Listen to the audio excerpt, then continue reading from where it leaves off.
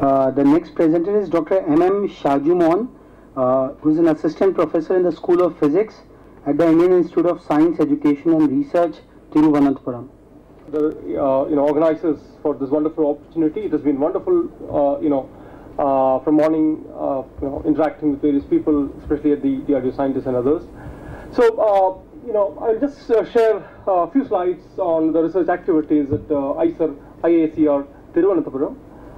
Before I go, just a quick, I think many people know about these IISERs. They are like new institutions, and we are in Thiruvananthapuram, and we are still in the transit campus. What you see is the pictorial of our new campus, which is being built in Vidura, which is about like 40 kilometers from the city. And this particular institute was established in the year 2008, and we are about to move to a new campus in a year or so from now. Again, just to give you an idea about Professor Jamis, our founding director, and then Professor Ramakrishnan as the present director. So we have a faculty strength of about 41. We're just, getting into the, research modes in various disciplines, and about 12 visiting faculties.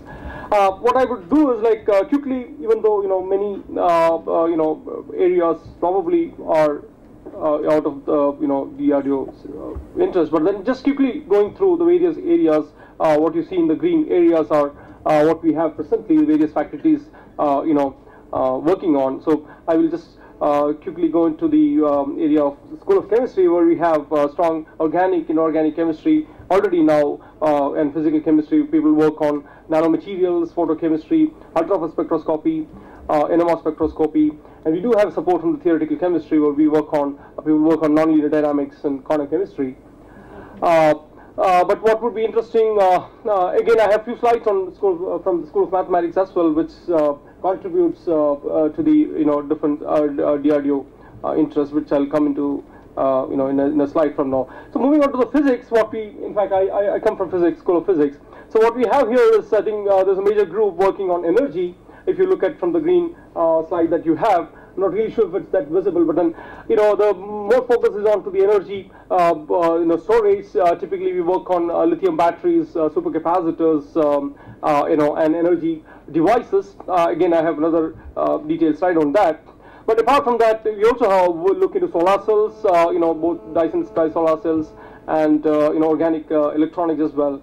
And we have a core theory group as well, which complements to this the experimental aspects of that.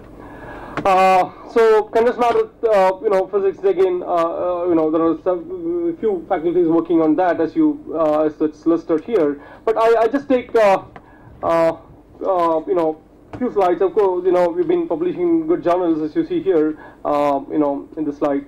But more importantly, again, I have few slides shared from my colleagues in School of Mathematics, what they work on. I was told that it is of very relevance to naval research activity, and they have ongoing collaboration, I was told. So I've just put the details on it. If it would be of interesting, you could probably look at that, and also from. So moving on to the School of Physics activities, we have a good number of groups looking at the experimental physics, especially on the quantum electrical amplifiers. I think that is quietly close related to the DRDO interest, as you see here in the slides. And there's another area on solar cell especially, and I see that many listed the activities come very close to the DRDO activities, as you see here. All the way from RF sensors, photodetectors, biosensors, and biomedical devices, artificial retina.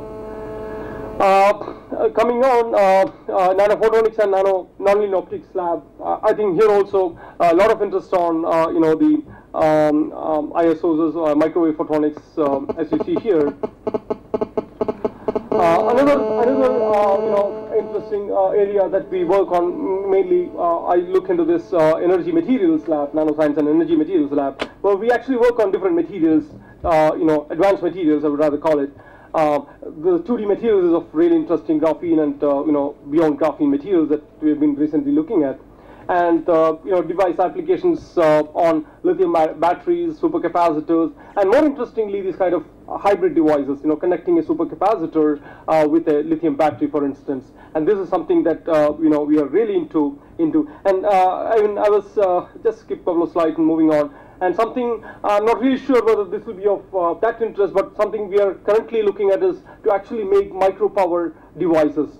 If you look at it, you don't have any such micro power devices as of now, onboard micro power devices. People talk about MEMS technology, even NEMS technology, but unfortunately, you don't have those devices which can actually power these kind of devices. But always you have to tag to larger devices.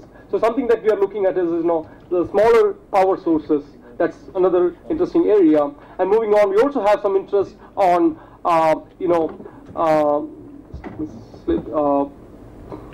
on high temperature battery and supercapacitor. I think this goes very well with what has been discussed in the morning, and somebody was asking this question. So this is something we are currently looking at it, actually developing some power sources which can work in the harsh conditions. I mean, we just, I'm sure this will be a very interesting area for the defense applications. So you could think about using, let's say, different electrolytes, ionic liquid-based electrolytes, which can actually withstand much larger temperature range, and and can be used in this kind of harsh condition. That's something that we are really looking at it. Various materials have been tried, optimizing both the electrode as well as the electrolyte conditions here. Another last point to mention on the energy aspects is, of course, I'm spending a bit more time on the energy because that's something that I'm also interested. I'm personally working on energy storage. What we really another project that we look at is on the flexible energy storage. People have been talking about creating lightweight devices and lightweight power sources. So one of the major advancement would be to actually think about making flexible devices, flexible power devices. You could actually make it. We have some recent sometime back we have some previous work which we have done using carbon nanotubes as the anodes, which actually could be used as very flexible energy storage devices.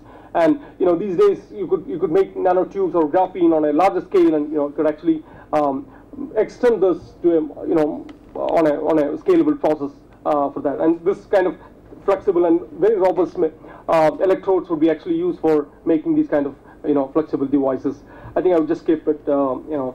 So thanks again, and any questions we could address. Otherwise, I think thank you again. Questions we'll take later. Thank you very much. I have one thing. Yeah. It's a fairly new institute, new university that you have just now presented. These are all great ideas. These are all very important ideas. Now, what is the research environment that you have? What are the facilities that you have to do all kind of this research? We do, We do have, take a minute on that? Sure, absolutely. So, we do have, I think for a characterization, it is not just a flashy thing, but many of these things, for example, we have just, published in, recently.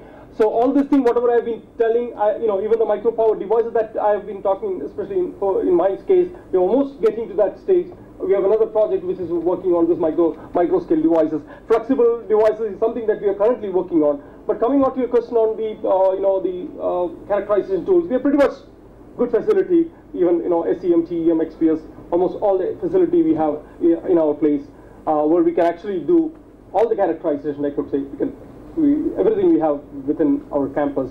And other thing is like the labs are all set. Even though we are in the transit campus now, almost all the labs are set with all facilities. Who is supporting you? Is Department of Energy supporting you? So it's actually the MHRD Institute, similar to the IITs. It comes under the MHRD. It's typically under the MHRD. Okay. Thank you. Thank you very much.